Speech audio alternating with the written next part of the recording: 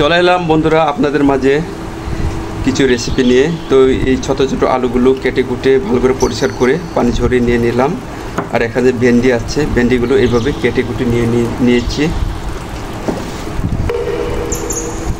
আর তো এই টমেটোগুলো হাতে ব্লেন্ড করে নিয়েছি। মাছগুলো ভেজে নেব। এই সরপুঁটি মাছগুলো ভালো করে পরিষ্কার করে নিয়েছি। তো মাছগুলো ভেজে নেওয়ার জন্য হালকা পরিমাণ হলুদের গুঁড়া মিক্স করে নেব।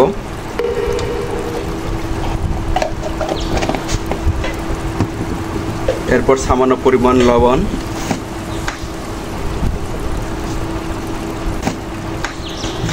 এরপর ভালো করে মেখে নিতে হবে যেন মাছগুলো ভেজে নিতে সুবিধা হয় আর কি।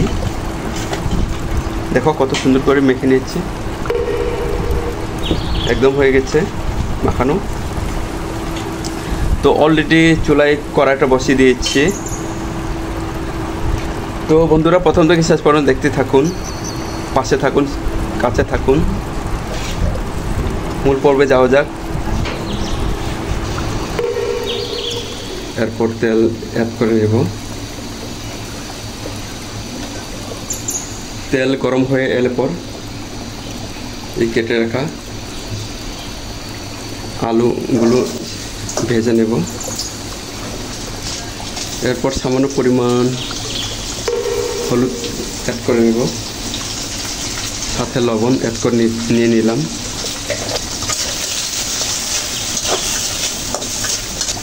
আলুগুলো সময় নিয়ে ভেজে নেব।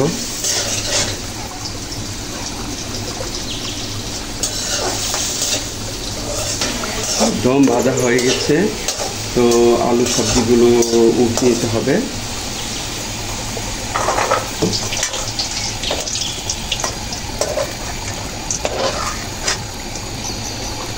এরপর মাছগুলো ভেজে নেব।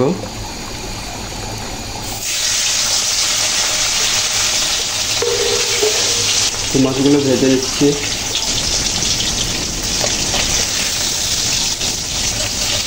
মাছগুলো উঠে দেবো।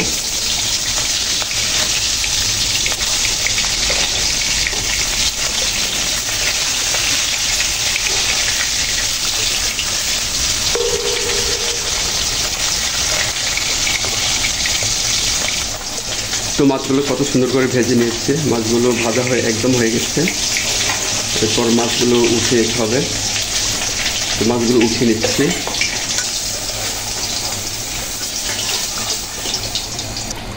তো মাছগুলো ভেজে নিয়ে নিলাম। এরপর কুচিয়ে রাখা পেঁয়াজগুলো অ্যাড করে নিতে হবে।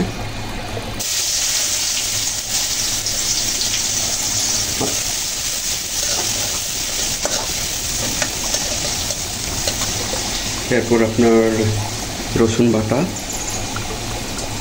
আদা বাটাগুলো অ্যাড করে নিলাম। এরপর যে ফালি করে রাখা কাঁচামরিচ অ্যাড করে নিলাম। এরপর স্বাদ মতো লবণ, আপনি চাইলে ভারী বা কমই নিতে পারেন আপনার মতো করে।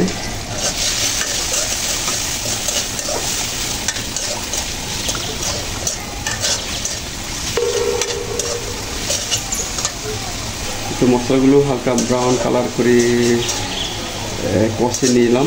দেখো হলুদের গুঁড়া 1 চা চামচ অ্যাড করে নিলাম, 1 চা চামচ ধনিয়া গুঁড়া, এরপর 1 চা চামচ জিরা গুঁড়া। তো 1 চা চামচের অর্ধেক মাছের মশলা অ্যাড করে নিলাম। তো হালকা পরিমাণ পানি যোগ করে নেব যেন মশলা কষাতে সুবিধা হয়।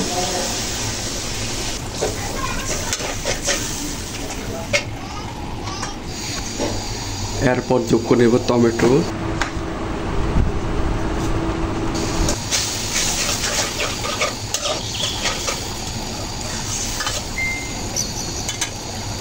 আমার যে সকল ভাই ও বোনেরা যে যেখান থেকে দেখছেন, দূর কিংবা কাছে, লাইক দিয়ে দেখে নিও। তো বন্ধুদের মাঝে শেয়ার করে দিও। তো আপনি যদি আমার এই চ্যানেল নতুন হয়ে থাকেন, সাবস্ক্রাইব করে আমার পরিবারের পাশে থাকার জন্য অনুরোধ করল। তো মশলাগুলো কিছু সময় নিয়ে কষিয়ে নিচ্ছে, একদম হয়ে গেছে। সবজিগুলো অ্যাড করে নেব।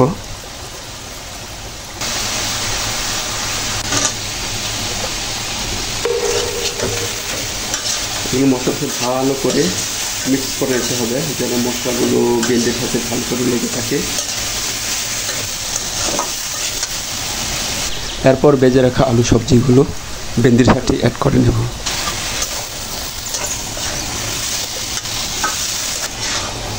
তো মশলার সাথে ভালো করে মিক্স করা হয়ে গেছে। এরপর ঢাকনা দিয়ে চাপা দিয়ে রাখবো কিছু সময়ের জন্য।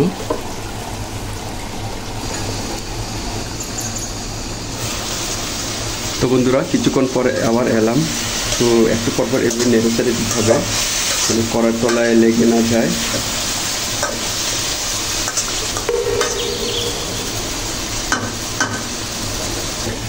ঢাকনা দিয়ে চাপা দিয়ে রাখবো কিছু সময়ের জন্য। হালকা আঁচে রেখে রান্না করে নিচ্ছি।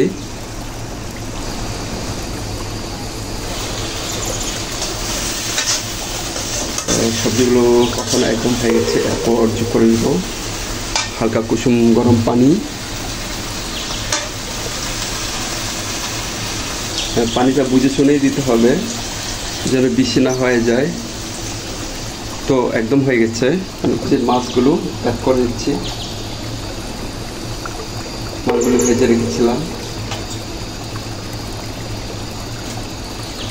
এরপর ঢাকনা দিয়ে চাপা দিয়ে রাখবো।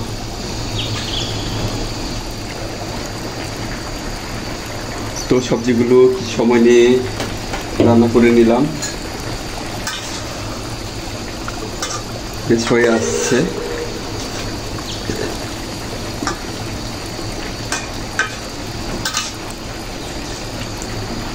চুলার বলে হালকা ভারী দেব।